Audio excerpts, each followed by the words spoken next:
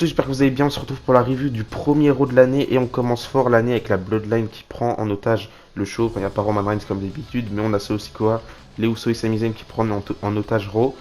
Ils prennent les micros des commentateurs et ils nous disent qu'en 2023 ce sera pareil qu'en 2022. La Bloodline va dominer tout le monde et ils vont prendre le contrôle de Raw ce soir.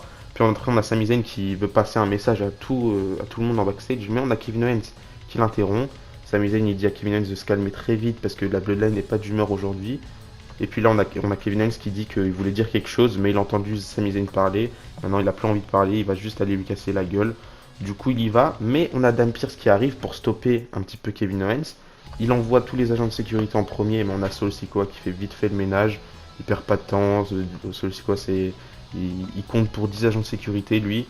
Donc là il n'y a plus d'agents de sécurité, Kevin Owens décide d'y aller, il se fait prendre directement par toute la Bloodline. Et là, on aura Adam Pearce qui va envoyer quelques membres du roster de Raw. On aura Luke Gallows, je crois, Akira Tozawa, Mustafa Ali, Cedric Alexander. C'est bien parce qu'il a mis plusieurs personnes qui se sont fait attaquer par la Bloodline il y a 2 semaines, lors du dernier Raw. C'est bien, mais après, il y a aussi Luke Gallows qui a rien à voir. Enfin, peut-être qu'il s'est fait attaquer lui aussi, je sais pas.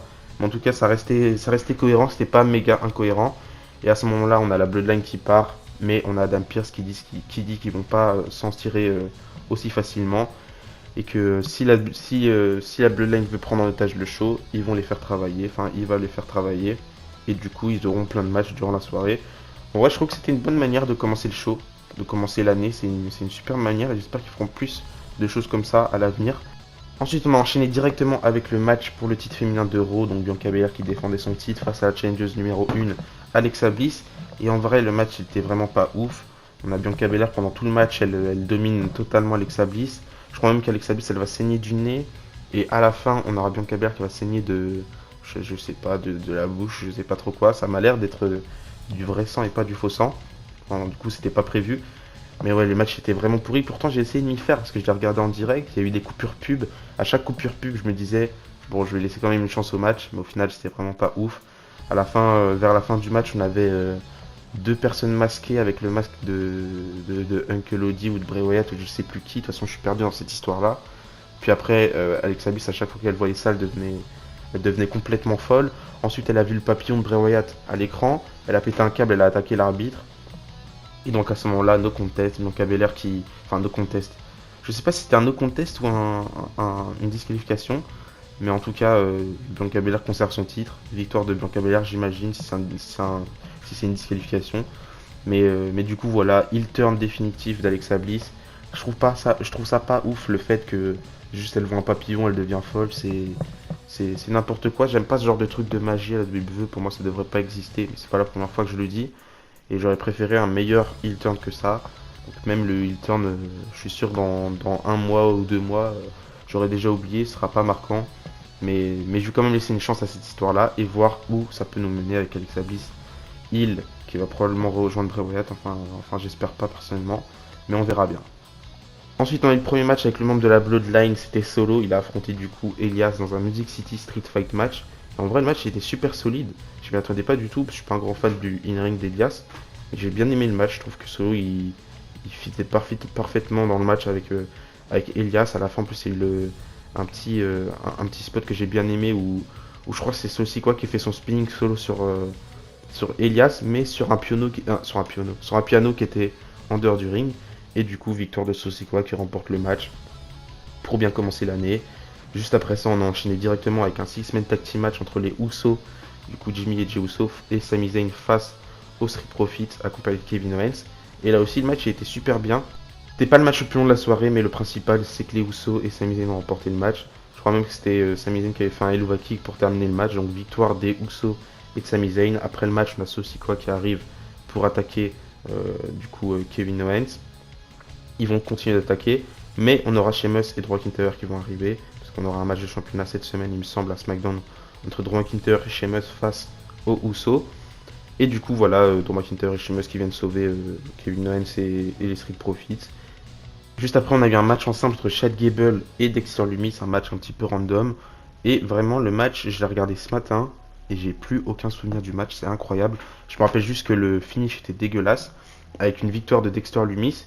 Et la question que je me pose, c'est est-ce qu'en 2023 on aura une victoire de Chad Gable, parce qu'en 2022 il a fait que perdre. Depuis que Triple H au contrôle, Chad Gable il a plein de matchs, mais que des défaites. Après ça fait plaisir de le voir catcher, j'aime beaucoup Chad Gable, mais beaucoup trop de défaites pour lui le pauvre. Ensuite on a Damage Control qui sont arrivées, elles ont parlé du fait que Bayley elle a battu du coup Becky Lynch il y a 2 semaines. Mais du coup on a Becky Lynch qui débarque, Becky Lynch elle dit encore une fois que Bayley elle laisse faire tout le travail à Dakota Kai et Io Sky et après elle s'occupe de terminer tout ça. Mais elle va entamer un sujet qui est très intéressant. Elle va parler du fait que au bout d'un moment elle est persuadée qu'il y en aura une qui va se retourner contre les autres.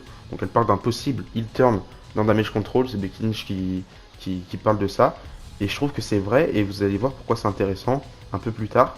Du coup, on a Becky Lynch qui dit que elle s'est fait battre par Bayley, mais que la défaite, certes, ça l'a énervée, mais que elle, quand elle perd un match, elle apprend de ses défaites et elle revient plus forte, elle se relève, etc. Et qu'elle aimerait bien terminer le travail ce soir à Nashville. Donc, elle lance un challenge à Bayley du coup pour un rematch ce soir, mais on a Bayley qui refuse totalement.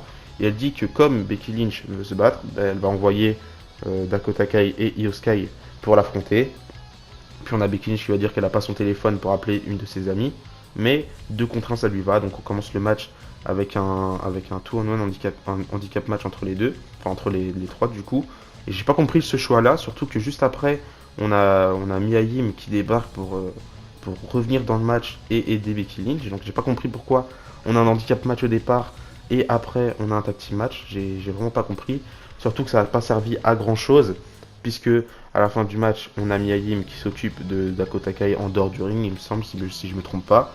Et du coup, à ce moment-là, Io Sky, elle avait pris le tag et elle en a profité pour faire son moonsault et du coup remporter le match. Du coup, victoire de Damage Control. Et après, à la fin, là où je vous ai dit que c'était intéressant par rapport au return, c'est qu'on a un comportement pas bizarre, je dirais, parce que c'est juste le commencement. Mais on a Damage Control, du coup, juste Dakota Kai et Bayley qui étaient elle, un petit peu sonnée par l'attaque de Mia Yim en dehors du ring.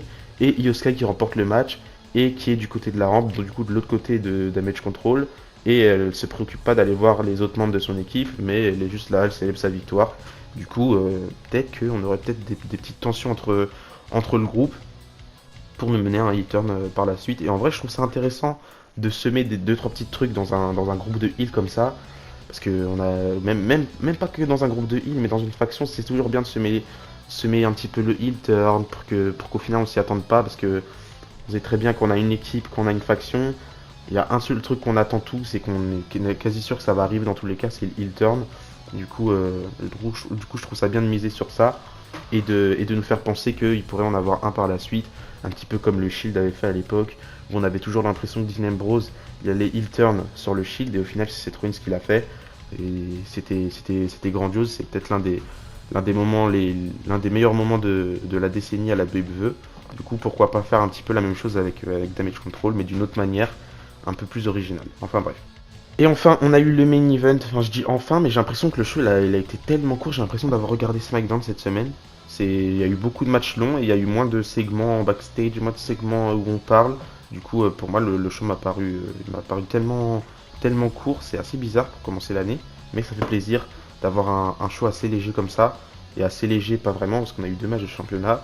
D'ailleurs, le main event, c'était le deuxième match pour le titre des États-Unis. Du coup, Austin Theory qui défend son titre face à Seth Rollins, rematch encore une fois. Et le match, il était vraiment excellent.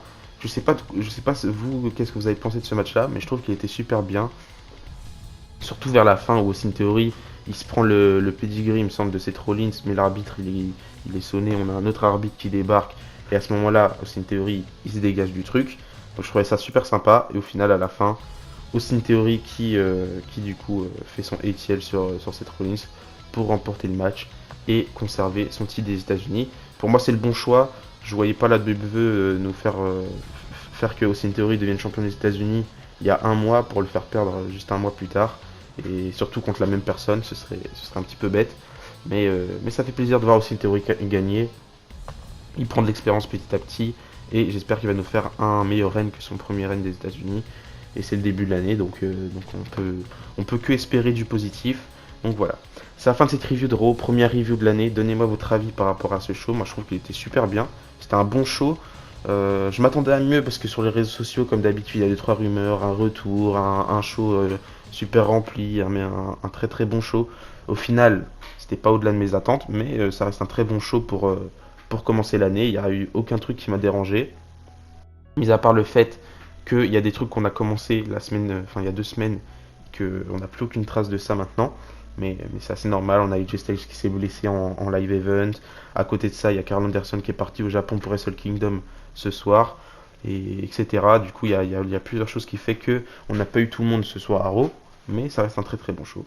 Du coup, voilà, c'est la fin de cette vidéo, j'espère qu'elle vous a plu, et d'ici là, je vous dis à la prochaine, et n'oubliez pas, tant que du catch, l'espoir. Bisous bisous.